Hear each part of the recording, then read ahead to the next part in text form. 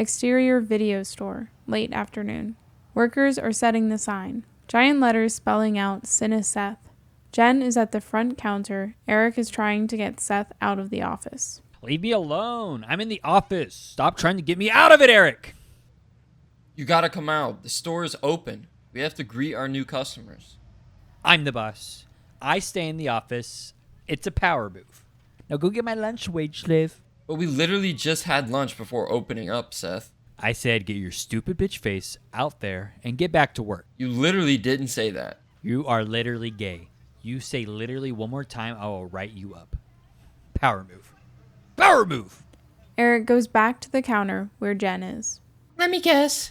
He isn't coming out until you get him a second lunch. Mm-hmm. And let me guess. He called you a wage slave and threatened to write you up for saying the word literally twice. Okay, I know you overheard us now. Why are you repeating everything? It's probably a good thing he's there, so he doesn't bother the customers. Where are the customers at? We just opened. You have to wait a second. Two old-looking hipsters walk in. See, here they are. Hello, hipsters. Wow, so niche. Quite vintage. Yes, quite vintage indeed. It's an IRL physical streaming platform. This is so nice. I'm gonna put this on the gram. OMG, we gotta tell our fans. Hello, my followers. We just found this dope store. It's so vintage. Everyone best come out here. You will know you're in the right place when you see us doing parkour and being 30 in the parking lot. Okay, post it on Insta, Twitter, and Vine. Isn't Vine not around anymore? Yeah, for poor people. Come on, hipster 2, let's get out of here. Cut to interior hospital. Mr. S walks out of the elevator of the hospital and looks down the hallway. He sees Mr. Kevin with cops and FBI agents in Bill's bedroom. Mr. S quickly looks around for a room to hide in. He then sees a room where a very famous magician, David Blaine, is entertaining a very sick-looking kid. Mr. S walks in the room, and in the middle of the magic trick, Mr. S karate chops David Blaine, knocking him out. Mr. S takes his clothes and uses his lawyer magic to change his face into David Blaine. The sick kid clearly sees this and is upset he didn't finish the trick. Hey, that was my Make-A-Wish. It was doing a magic trick to get rid of my cancer. Sorry, not my problem. Please, sir. I don't want to die young. I'm not ready to die. Mr. S stops for a minute. He feels real bad for the kid. Okay, I'm not supposed to do this, but I'll help you. Mr. S snaps his fingers, and the kid gets a slow-moving wave of electricity all over his body. And now he looks like an old man. There you go. Now you won't die young. Cut 2. Mr. Kevin is looking at Bill's body and talking to the doctor. Are you sure he's in a coma? Unfortunately, there's no way to know. Science is not just dead yet. Have you tried tickling him? That's sexual assault, brother. Don't be weird. Mr. S power slides in the room, still looking like David Blaine. Hi, I'm David Blaine. Here to help the Make-A-Wish. I'm from Make-A-Wish. I'm here to cheer up that sick man. Wait, no one called you. This man is under our surveillance. You must leave. Let the man talk. But it's David Blaine. But it's David Blaine. No, Bill isn't even a child. It doesn't make sense. But it's David Blaine. It's David Blaine. Okay, look. You must leave, sir. Boo. Boo. Okay, Boo. fine. Mr. Kevin crosses his arms and makes a pouty face. Mr. S does his magic and makes Bill disappear. He teleports him a house length away in another room safely. Everyone starts to look at Mr. Kevin to see what to do. Okay, this is why they teach us in cop school not to trust David Blaine. Cop 1, Cop 2, grab Mr. Blaine. The cops grab Mr. S by the arms. Bring him back or we'll detain you. I can try, but I don't know how. Mr. Kevin looks deep into Mr. S's eyes. Mr. S is now sweating from his balls, wondering if Mr. Kevin is starting to figure out who he really is. Oh God, Mr. S thinks. My hot, sweaty, sticky, icky balls. As this is happening, Bill slowly leaves the room right next door that Mr. S teleported him to and starts to walk to the elevator. The elevator doors open and a cop starts to walk out, and then they lock eyes. Bill grabs a wheelchair and pushes it into the cop, causing him to fall back into the elevator, and the doors close. Bill then does cool John Wick stuff, killing him with a wheelchair. He then just leaves the hospital with no further complications. Cut back to Mr. Kevin. He looks at the cops and the FBI men. He's still in the building. Magic can only transport people a house length away. Cops, hold him here. FBI agents, follow me. Mr. Kevin and the agents go down the hallway, and they hear an old man crying. Creepy music from the thing starts to play. They pull out their guns and walk into the room. The room lights are flashing. They see the old man trying to use the wires from the lights on himself. The old man is screaming. Turn me back. What's happening? Mr. Kevin scans the room and sees a foot sticking out of the hospital bathroom. He opens the door and sees the real David Blaine. Agents, back to the room. They all run back to the room and point their guns at Mr. S. Start talking. What are you? Look, let's just talk about this like rational adults here. You have 3 seconds, buddy, or I'll blow you away. Forget this. Mr. S turns into smoke and goes into a vent. Ah! No. Everyone stay calm. What just happened? David Blaine is Bill, and Bill is apparently a monster that can take form of other people. Like in that movie, The Thing. This is my greatest fear. Well, I'm sorry, boss. Should have shot David Blaine when we first saw him. I don't want anyone going in or coming out. Hurry, time is of the essence. We're in big danger. Also, get me a sandwich from the cafeteria. Okay, turkey, Pastrami, provolone, cheddar, lettuce, Funyuns, toasted. toasted, then toast it, then toast it again. Then air fry it, then deep fry it. Mayo? Dunk it. In coffee? Yes. Chips and soda? No, I'm on a diet, so just a slice of pizza and a large Diet Pepsi. They wrap the sandy in a pizza and soak it in Pepsi. Pepperoni pizza? No. Anchovies. Meatballs with gluten-free crust.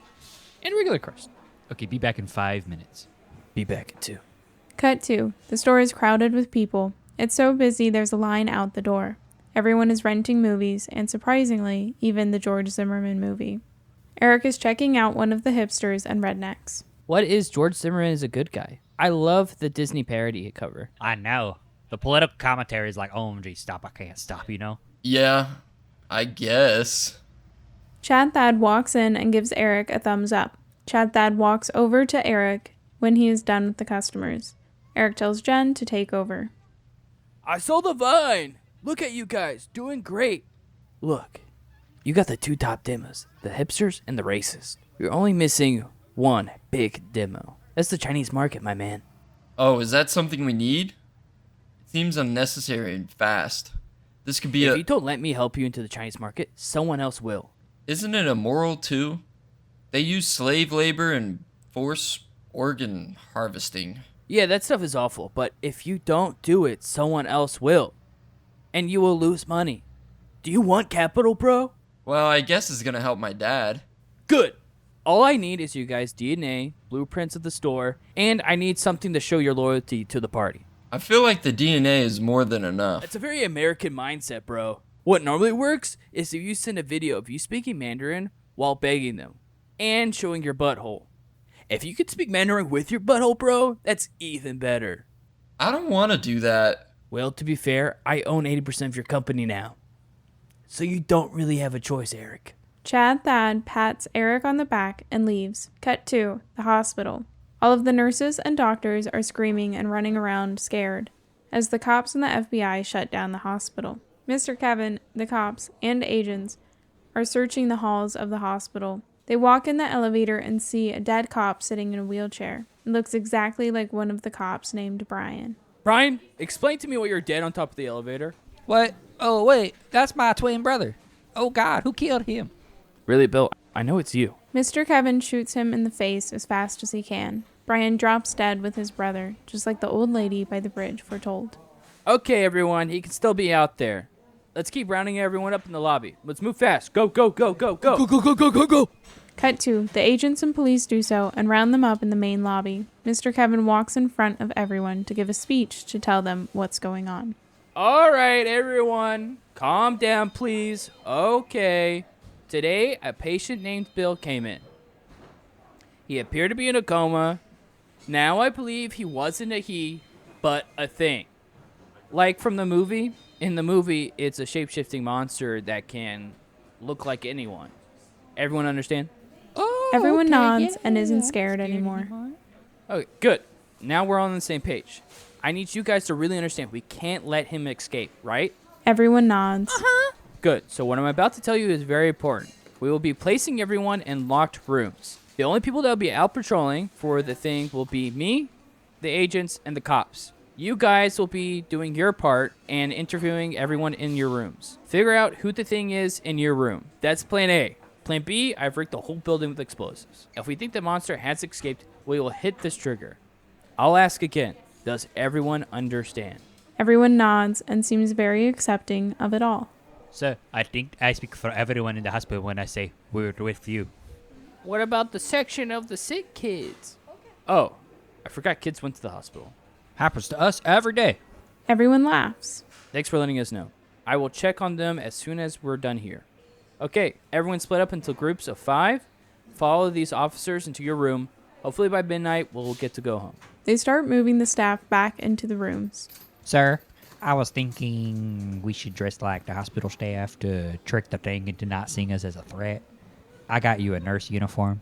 Great idea, Agent. Cut 2. The store. Eric has just finished explaining what Chad Thad told him to Seth and Jen. Jen is checking out customers at the same time. So we basically have to figure out a way to prove our loyalty to China. What do you think we should do? We should steal Taiwan. How do you know about Taiwan? I watched the Olympics. I don't think this is going to work out well. We should just, finish our first day as a company. That's what I was thinking too. Wow, Eric. Why do you just follow everything Jen says? I'm not. She's just saying something I'm already thinking. So what I'm thinking on how we could take Taiwan, we can just show our support for the invasion. Get the green screen and bring up pictures on Google Maps. I guess it doesn't hurt to try. Yeah, I know. Cut 2. Mr. S is dressed up as a nurse and locked in a room with 4 hospital staff. One's a janitor, doctor, EMT, and brain surgeon. Mr. S doesn't know how to put on girl makeup, so the lipstick just spreads all over his face. Okay, who is the bad guy? Well, to be fair, I don't think it's probably a bad guy. I'm sure he's just trying to get home and frame some young boys for money laundering. He's probably annoyed, so we should leave him alone. Okay, Jessica, the nurse is good. I've been here the whole time. I'm a janitor, just been mopping everything, picking up all the dead bodies, been leaving around. But she just defended the thing. EMT here. Jessica's always playing devil's advocate. Perhaps brain surgeon here. True, but she was no nonsense type of lady. It's kind of weird she hasn't complained about the temperature. As the lunch lady, I'm just happy to be here. They all look at Mr. S, scanning him with their eyes. They then hear the guns going off and the sounds of men screaming. Mr. S picks up an emergency axe on the wall. Cut 2. Minutes before. Mr. Kevin, the agents, and the cops walk into the children's ward. The kids all have casts on and are playing computer games on ChadCorp on PCs. They are running around and having fun, like a bunch of little orphan Annies. Mr. Kevin gets their attention and starts to make the same speech as before. All right, everyone, calm down, please. Okay, today a patient named Bill came in. He appeared to be in a coma. Now we believe he wasn't a he, but a thing, like in the movie. In the movie, it's a shape-shifting monster that can look like anyone. Everyone understand? No. No. Wait, is it like Among Us? Among Us. I don't know what that is. Look, it's like the movie The Thing. It can be anywhere and can travel through vents. Ding!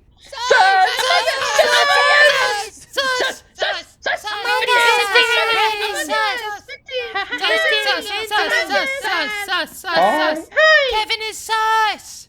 The kids continue to shout sus. Mr. Kevin starts to have a panic attack and freaking out.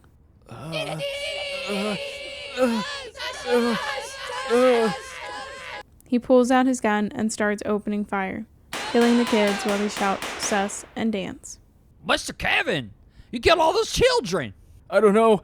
I got scared. I don't know what happened. They were all saying crazy things. I just freaked out. This is going too far. We need to end this and let everyone go. Oh my god. Agents, open fire on the police. They could all be Bill. Cut 2. The boys just finished the fake video of taking over Taiwan. Okay, let's send it. Do we just email it? What's Xi Jinping's email? Maybe just guess it? Do something like the real Xi Jinping 53 at gmail.com? Does that work? It's how you get on movie sets. Excuse me? I've been waiting here for an hour. You guys have just left me and everyone in line. I want to rent this racist movie, please. Sorry about that, sir. They don't know what they're doing. Let me help you out. Eric types in the email and writes, "Is this Xi Jinping?" and then hits send. Okay, let's see what happens. They immediately get a response that says yes. See? It's weird, but it works every time. I guess we should just send it then. Eric attaches the video and types, "We took over Taiwan for you. We would like to open a business of, in real life, streaming stores." Cut 2, Beijing. Xi Jinping is sitting on the toilet playing on his phone. He then sees a new email. He plays the video. Xi Jinping stands up from the toilet and starts to celebrate. Eric clicks on the email from Xi. It says, "Dear Cineseth store, we thank you for giving us Taiwan. Unfortunately, we will be taking your store idea and will be using the DNA you gave us to copy you, making our own Chinese Seth and Eric. There's nothing you can do, and if the store does well here, we will be going to America and kick you in the little butt. That's not good. We should beg. Maybe we can get 20% off our store when we get there. Cut 2, Interior Hospital, night. Mr. Kevin and the agents are walking to the rooms they locked the hospital staff in. They see one of the doors is open and dead bodies everywhere. Stupid bitch. It did get out. Sir, what should we do? We have to blow it up. Yes, sir. Okay, now to make sure the thing doesn't escape, you guys must stay here and block the doors. We all die together, boys. They all run to the exits and guard the door. Mr. Kevin hits the trigger, but nothing happens. He hits it again and again. Shoot, let me go check on the C4 outside. Mr. Kevin walks outside of the hospital, messing with the device and clicking the button. The agent opens the door. The agent is still standing in the doorway. Sorry, is it working? No, it's not. See? The debris from the explosion showers on Mr. Kevin's face, making it white.